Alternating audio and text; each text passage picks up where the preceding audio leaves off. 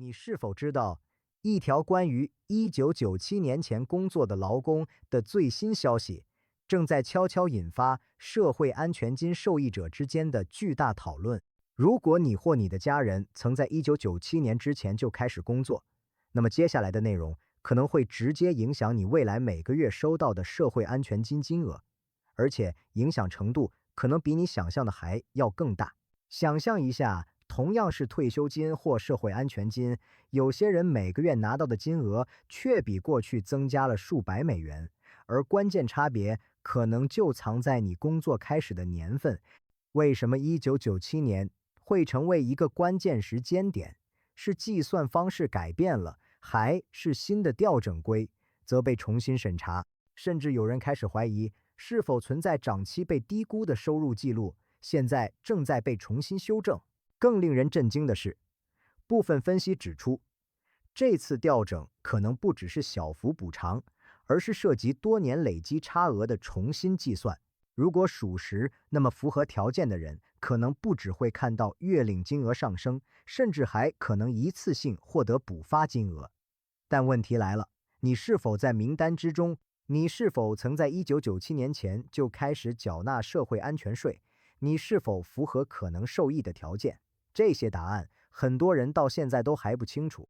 在接下来的内容里，我们将一步步拆解谁最有可能受益，背后的规则到底发生了什么变化，以及你该如何确认自己是否符合资格。千万不要错过，因为这可能关系到你未来每一笔收入。现在就点赞支持这支影片，让更多人也能及时了解这个重要资讯。很多人第一次听到1997年前工作的劳工可能获得更高社会安全金这个说法时，第一反应往往不是怀疑，而是立刻开始回想自己的工作历史。是不是那一年之前的收入被低估了？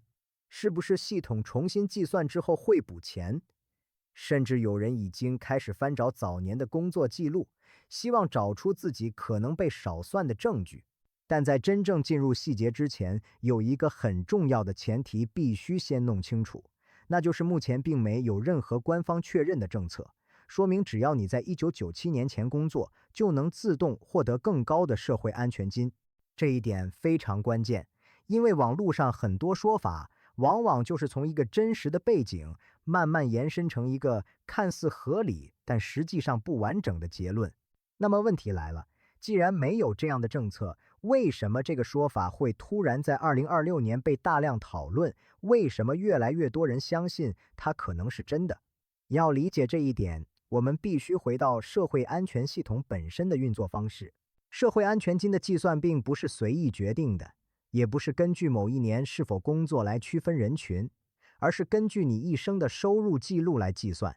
系统会取你收入最高的35年，经过通膨调整后，再套用固定公式，得出你的月领金额。换句话说，你的每一笔工资记录才是决定你退休金高低的真正核心，而不是某个特定年份。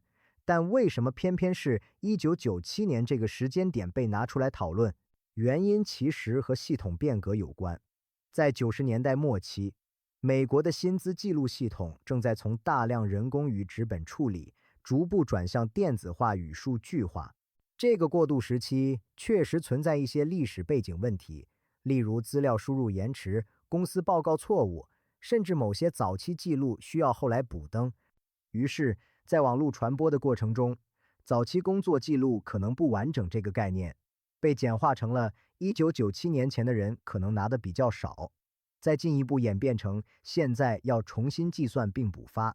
听起来是不是越来越像一个政策？但实际上，这中间已经多了很多推测和误解。不过，这里有一个容易被忽略的现实细节，确实让这个话题变得更有说服力。那就是社会安全记录错误是真实存在的。有些人确实曾经发现自己的收入记录有缺失，可能是一年没有被计入，也可能是某个雇主当年申报错误。这些情况在系统早期并不少见，尤其是跨公司工作频繁或姓名拼写有差异的人，更容易出现记录不完整的问题。而一旦这些记录被修正，社会安全局就会重新计算你的福利金额，甚至有可能补发过去少领的部分。这一点就是整个谣言最容易看起来合理的地方，因为它不是完全虚构，而是真实机制加错误延伸。但是需要强调的是，这种调整并不只针对某一年以前工作的人，也不是自动发生的，更不是政府主动给某一群人加钱，而是基于个人记录被修正后的结果。也就是说，如果你的记录本身是正确的，那么你的金额不会因为你是否在1997年前工作而改变。接下来我们再深入一点，看看为什么这个话题会在最近特别容易爆发。在当前经济环境下，生活成本上升是很多人共同面对的压力。房租、医疗费用、日常开支不断增加，使得固定收入群体对任何增加补助的消息都特别敏感。尤其是退休族群，他们的收入来源相对固定，调整空间有限，所以当看到可能增加数百美元的说法时，很容易产生强烈关注。再加上社交媒体的推波助澜，一条简单的贴文只要写上可能补发、可能提高，就足以在短时间内被大量转发。随着转发次数增加，原本的不确定消息会逐渐被包装成正在发生的变化，但现实往往没有那么戏剧化。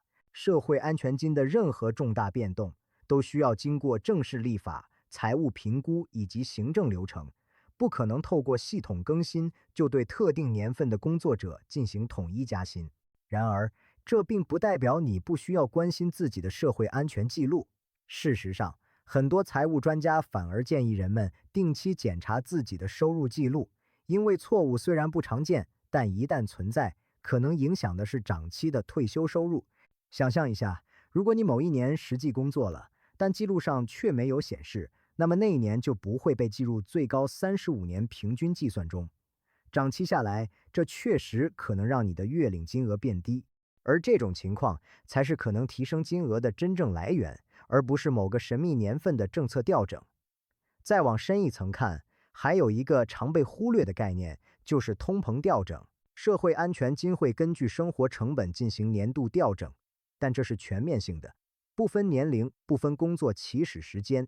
这种调整才是每年真正影响金额变化的主要因素。所以，当我们把所有因素放在一起看时，就会发现整个1997年前工作会拿更多钱的说法，其实是多个真实制度片段被重新拼接后形成的一个误解版本。但为什么这种说法仍然会持续传播？因为它提供了一种希望，一种你可能被补偿的想象空间。尤其是在经济压力大的时候，人们更容易接受这种可能性，而不是去仔细拆解制度细节。接下来更重要的一点是，很多人并不知道自己其实可以查询社会安全记录。透过官方系统，你可以看到每一年被记录的收入金额，这比任何网络传言都更直接、更可靠。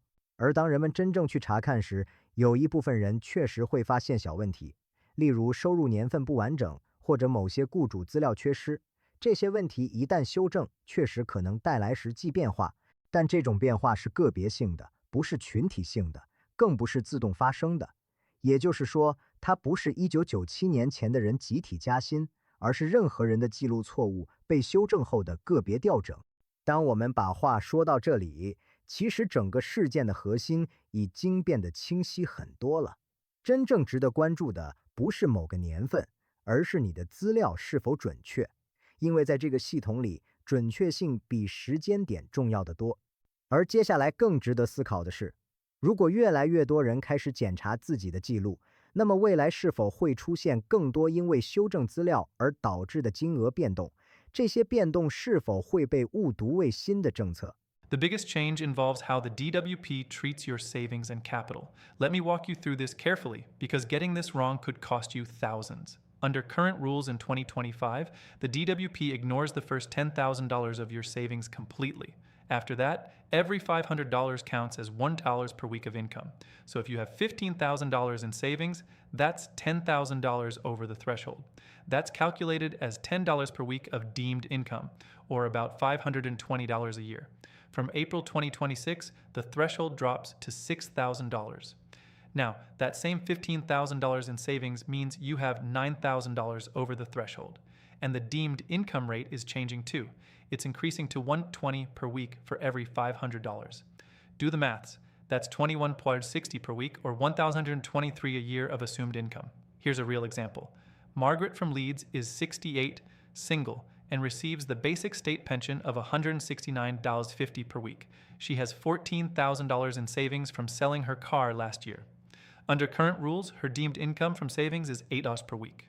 Her total weekly income is $177.50, which is below the guarantee credit threshold of $218.15, so she qualifies. Under the new April 2026 rules, Margaret's deemed income jumps to $19.20 per week. Her total income becomes $180.70. If the guarantee credit threshold only increases by the usual inflation amount to around $225 per week, she'll still qualify, but only just. But here's what most pensioners don't realize. There's a second part to these changes that the DWP buried in the technical guidance. It involves how private pension income is treated, and it's going to catch thousands of pensioners completely off guard. I'll explain exactly what this is in just a moment. But first, you need to understand who this affects, because even if you don't have savings above the threshold, this other change might still push you over the limit. The people most at risk are pensioners who have a small private or workplace pension on top of their state pension. Even if it's just $40 or $50 a week, the new rules change how this income is calculated when you have a spouse or partner below state pension age. Let me explain what this actually means. From April 2026, the DWP is changing how private pension income is assessed for what they call mixed-age couples. This is where one partner has reached state pension age and the other hasn't. Currently, these couples can claim pension credit based on the older partner's circumstances. But under the new rules, if the younger partner has any earnings or income above $150 per week, the couple won't qualify for pension credit at all, even if the older partner has no other income except the state pension. Here's a real scenario. John is 67 and receives the full state pension of $221.20 per week. His wife Susan is 63 and works part-time, earning $180 per week. Under current rules, they can claim pension credit because John has reached state pension age and their combined income is assessed against the couple threshold. Under the new April 2026 rules, Susan's $180 per week earnings disqualify them completely. They lose pension credit worth $331.42 per week for couples. That's over $17,200 a year. This is where many people get confused because the DWP guidance isn't clear about what counts as income for the younger partner. Does it include private pensions? Does it include rental income from a property? The answer is yes. All income counts. Now, there's also a change to how defined contribution pensions are treated. If you have a private pension pot that you haven't accessed yet, the DWP is introducing new rules about notional income. This means they might assume you're taking income from that pension pot even if you're not actually drawing from it. The threshold for this is $10,000. If you have a pension pot worth more than $10,000 that you could access but haven't, the DWP may calculate what income you could be receiving and count that against your pension credit eligibility. Let me give you another example. Robert is 66, receives the basic state pension, and has a pension pot from his old job worth $25,000. He hasn't touched it yet because he's waiting to see if he needs it. Under the new rules, the DWP could assume he's taking the maximum tax-free lump sum or a regular income from it. That notional income could push him over the pension credit threshold, even though he's not actually receiving a penny from that pension. This is absolutely critical. If you have a private pension pot, you need to get advice before April 2026 about whether drawing from it now or not drawing from it affects your pension credit claim. Let me be clear about the timeline here because missing these dates could be costly. The changes take effect from April 7th, 2026. That's the start of the new tax year. If you're currently claiming pension credit, the DWP will write to you between January and March 2026 with a review form. You must complete and return this form by the deadline they give you, usually 4 weeks from the date on the letter. If you don't return it, your pension credit will stop automatically. The review will ask about your savings, any private pensions, and if you're in a couple, your partner's income. Be completely accurate. If the DWP later finds out you've understated your income or savings, you could face penalties or even prosecution for benefit fraud. Now, here's something most pensioners don't realize. If the review shows you'll no longer qualify under the new rules, your pension credit doesn't stop immediately. You have a transitional protection period of 16 weeks, that's 4 months, where you continue to receive payments at the old rate while you adjust. But here's the catch. You only get this transitional protection if you respond to the review form on time. Miss the deadline and your payments stop immediately with no protection period. Payment dates after April 2026 remain the same, every 2 weeks or every 4 weeks depending on what you've chosen. But if you lose eligibility due to the new rules, your final payment will be made within 2 weeks of the decision. Let me tell you the mistakes that are going to cost pensioners thousands of pounds, because I've seen these before with previous benefit changes. Mistake number 1. Not checking whether you're affected. Many pensioners assume that because they're currently receiving pension credit, they'll automatically continue. That's not how this works. You need to actively review your situation against the new rules. Mistake number 2. Forgetting about linked benefits. Even if losing pension credit only costs you $50 a week, when you add up the council tax reduction, NHS help, and other linked benefits, you could be losing $200 a week or more. Always calculate the total impact. Mistake number 3. Not declaring savings accurately. Some pensioners think that money in a grandchild savings account or money they're looking after for a relative doesn't count. If you have access to that money, the DWP counts it as yours. Be completely honest about every bank account, ISA, and investment you have. Mistake number 4. Assuming your private pension doesn't matter because it's small. Even a private pension of $30 a week can push you over the threshold under the new rules, especially if you have savings as well. Every pound counts. Mistake number 5. Not getting advice if you're in a mixed-age couple. The rules for these couples are complicated, and many pensioners don't realize they're affected until it's too late. If your partner is below state pension age, speak to Citizens Advice or Age UK before March 2026. Mistake number 6. Spending down savings without proper planning. Some pensioners think the solution is to spend their savings to get below the $6,000 threshold. But if the DWP believes you've deliberately deprived yourself of capital to claim benefits, they can still count that money as yours. There are legal ways to reduce your savings, like paying off debts, making necessary home repairs, or helping family members in genuine need. But you need to document everything. This is where many people get confused. So let me be clear, giving away $5,000 to your daughter a week before your pension credit review will raise red flags. But paying off a $5,000 credit card debt or replacing a broken boiler is legitimate. Right, here's exactly what you need to do between now and April 2026. Step 1. Calculate your total savings and capital. Include all bank accounts, ISAs, premium bonds, stocks and shares, and any property you own other than your home. Add it all up. If it's above $6,000, you need to plan for how the new rules affect you. Step 2. List all your income sources. State pension, private pensions, any part-time work, rental income, everything. Work out your weekly total.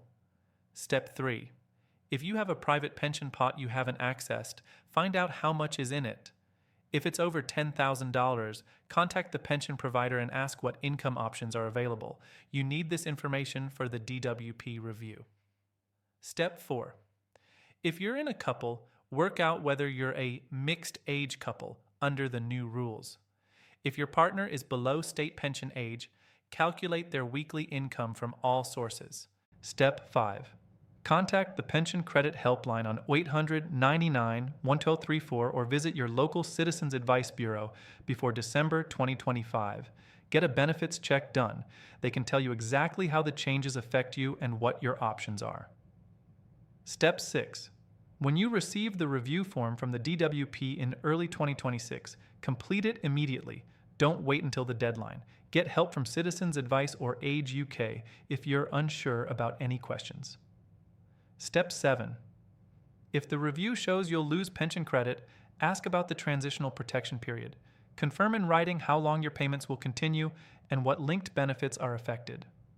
Step 8. If you're going to lose pension credit, check whether you qualify for any other support. Some pensioners might qualify for housing benefit on its own or for council tax reduction even without pension credit. Do not delay on this. We're talking about thousands of pounds. This is not something you can sort out in March 2026. By then, it's too late to make changes that could protect your entitlements.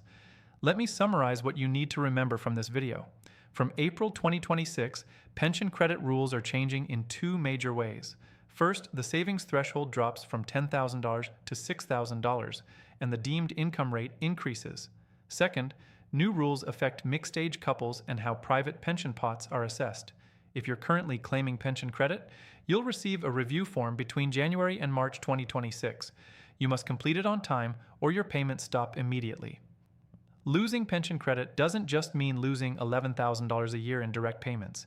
It means losing linked benefits worth thousands more: council tax reduction, housing benefit, NHS help, and more. For some pensioners, the total loss could exceed $20,000 a year.